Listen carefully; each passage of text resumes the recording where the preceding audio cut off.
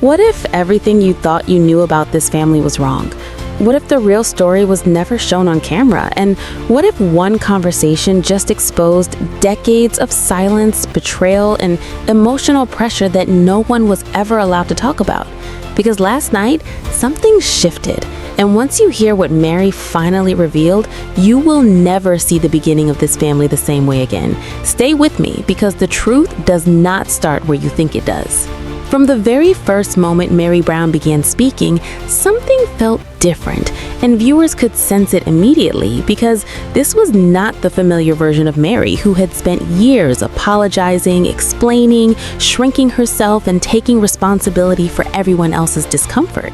This was a woman finally opening a door that had been sealed shut for decades, and as she spoke, the weight of that silence became almost unbearable, because what she revealed was not just emotional pain, but a timeline that completely reframed the beginning of this family. And the more she talked, the more it became clear that the story fans had been told for years was missing crucial pieces that once placed together changed everything. Because Mary explained that Janelle met Cody while she was still married to Mary's brother, and that single fact alone reshaped the entire narrative.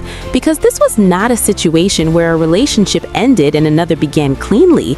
This was overlap. This was emotional proximity. This was connection forming while vows still existed. And Janelle herself has openly said that when she first saw Cody, she felt like she already knew him, like he was familiar, like he was someone she recognized deep inside herself. And those words might sound romantic on the surface, but when placed in the actual timeline, they become unsettling, because at that time, she was still living as a married woman, still sharing a life with Mary's brother, and yet those feelings were already taking root. And then there was the moment that made many viewers stop breathing, when Janelle admitted that she imagined her future sons having Cody's build. Because imagine what that means. She was thinking about children with another man while married to someone else. And Mary did not learn this years later. She learned it while she was still trying to survive the early days of polygamy, when insecurity was already overwhelming, when jealousy was already something she was taught to suppress, and when obedience was considered spiritual strength. And Mary made it clear that she was not close friends with Janelle. She did not choose her presence in her life. Janelle was around because Mary's parents loved her, because family connections made separation impossible, and because within that belief system, there is no clean emotional boundary. Everything overlaps. Everything is endured. And when Janelle divorced Mary's brother, she did not disappear from the family orbit. She remained close, remained connected, remained present, and eventually that presence transformed into a decision that Mary had no power to stop, because she explained that she and Cody did not pursue Janelle. She said Cody. Mary may have flirted, but there was no active pursuit. And then suddenly, one day, she was told that Janelle and Cody had decided they were a good match, and Mary was expected to accept it quietly, because that is what good wives do. They accept, they comply, they endure. And the speed of that transition mattered, because there was no space for Mary to process, no space to grieve the loss of her brother's marriage, no space to question why this woman, who had once been family through her brother, was now becoming family through her husband. And in that moment, Mary's emotions stopped being human reactions and started being framed as spiritual weakness. And from that point forward, the pattern was set, because any discomfort she expressed was treated as resistance, any sadness was treated as jealousy, any boundary was treated as selfishness. And then came the moment that still stuns viewers, even now, the plan to marry Janelle on Mary's birthday. And what is so important about that detail is not the date itself, but the response to Mary's pain. Because when she said that it hurt, she was told it was not a big deal, that they could celebrate another day, that her birthday was not that important. And it was only changed because Cody's mother intervened and said this was insensitive. And even then, Mary was still made to feel unreasonable. And that moment quietly symbolized the entire marriage, because again and again, Mary's feelings were acknowledged only when someone else validated them, and even then, she was still blamed for having them at all. And as the years went on, this dynamic deepened because Mary struggled with infertility, a pain that already carried immense grief, while Janelle went on to have 6 children, including the first child in the family. And later, Janelle openly admitted that when she became pregnant, she did not feel sympathy for Mary because she felt Mary had been unkind to her, and instead of compassion, there was satisfaction. And that admission, years later, casts a long shadow because it reveals how little empathy existed even during moments when kindness could have changed everything. And Mary internalized all of it: the loss, the jealousy, the comparison, the loneliness, the pressure to remain pleasant and grateful while her world was quietly shrinking. And the more she struggled, the more the narrative formed that Mary was the problem, that she was difficult, that she was emotional, that she was aggressive. And that label followed her for decades until viewers accepted it as truth without ever asking what caused it. And the most disturbing part is that while Mary was blamed for reacting, Janelle rarely acknowledged the provocation, rarely acknowledged the emotional context, rarely acknowledged her own role. And that avoidance of accountability became foundational because it allowed her to position herself as calm, rational, long-suffering, while Mary became the emotional outlet for every unresolved conflict.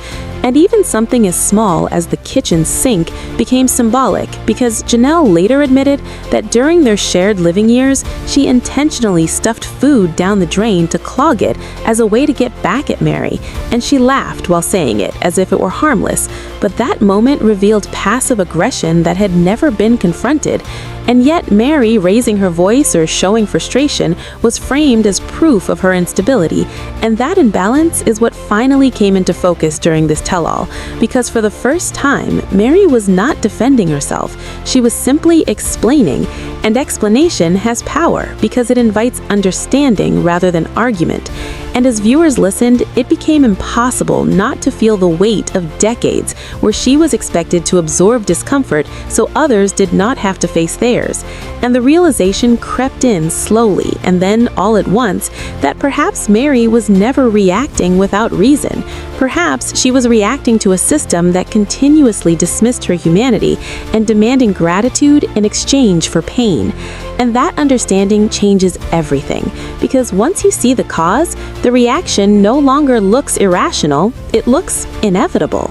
As the conversation continued, the emotional shift became impossible to ignore, because what unfolded was not just a disagreement between former sister wives, but the exposure of a belief system that trained women to silence themselves. And the deeper Mary went, the clearer it became that this was never about small household arguments or personality clashes.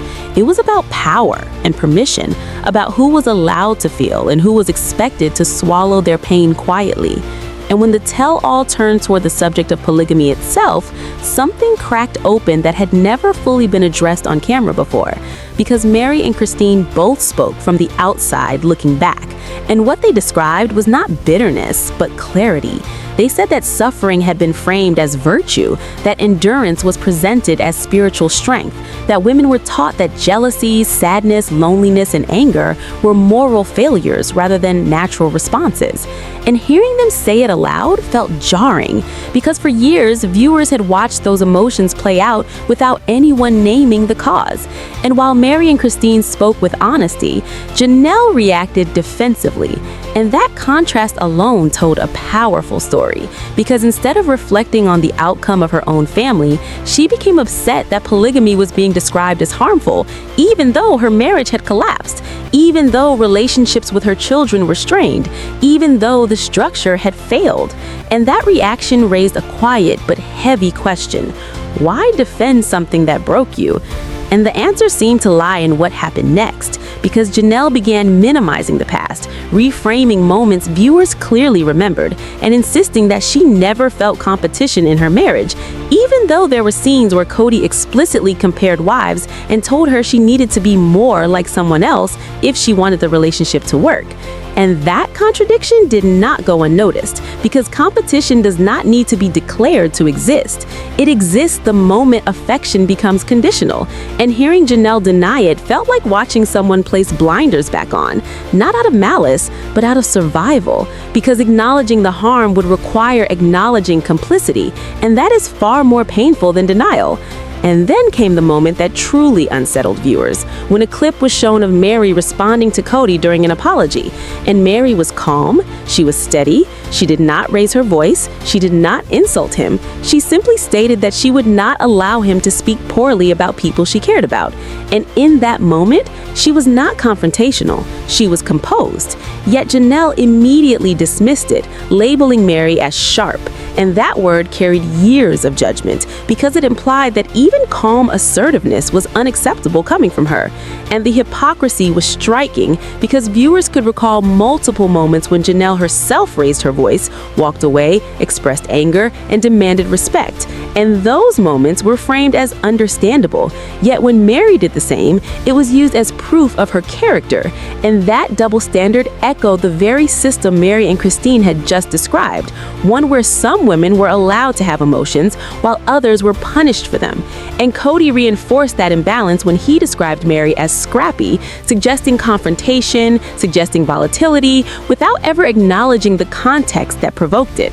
And what made this moment so heavy was that Mary did not argue, she did not interrupt, she simply let the narrative exist. And for the first time, viewers could see how often she had been spoken about rather than spoken with.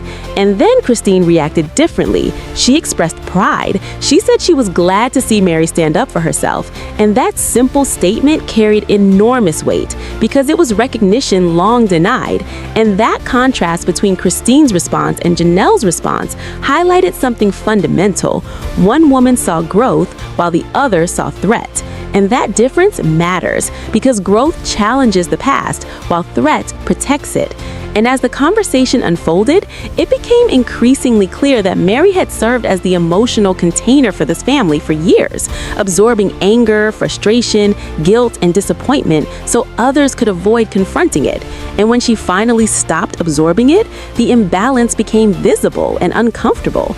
And that discomfort was misinterpreted as aggression, because systems built on silence always react harshly. When someone speaks and the longer the silence lasts, the more dangerous truth feels when it finally emerges. And viewers began connecting dots. Moments once edited as petty now felt tragic.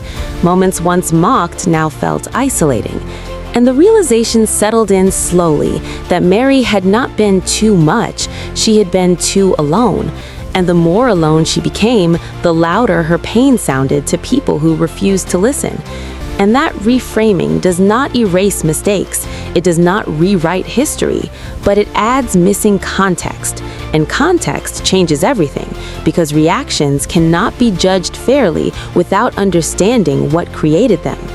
And what this episode revealed was that Mary had been reacting to layered betrayal, familial overlap, emotional dismissal, infertility grief, and spiritual pressure all at once, while being told repeatedly that her pain was inconvenient and selfish. And as the years passed, that message became internalized until she believed she deserved it. And what made this tell-all so powerful was not confrontation, but clarity. Because Mary was no longer asking to be understood, she was simply stating her truth and letting it stand. And that quiet confidence was something the family had never known how to respond to, because she was no longer begging for validation. And when someone stops asking permission to feel, it destabilizes everyone who benefited from their silence. And the audience could feel that shift, because it was not loud, it was not dramatic, it was steady. And that steadiness carried more weight than any argument ever could. And as the episode ended, the question lingered, not about who was right or wrong, but about how many years of pain had been mischaracterized and how many moments viewers had misunderstood because they were never given the full story. And once that realization takes hold, it becomes impossible to watch the past the same way again, because the lens has changed. And when the lens changes, the entire picture follows. After hearing everything, one thing becomes clear.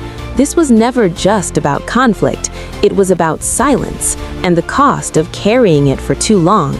Because when someone finally speaks the truth, it does not just change the present, it rewrites the past.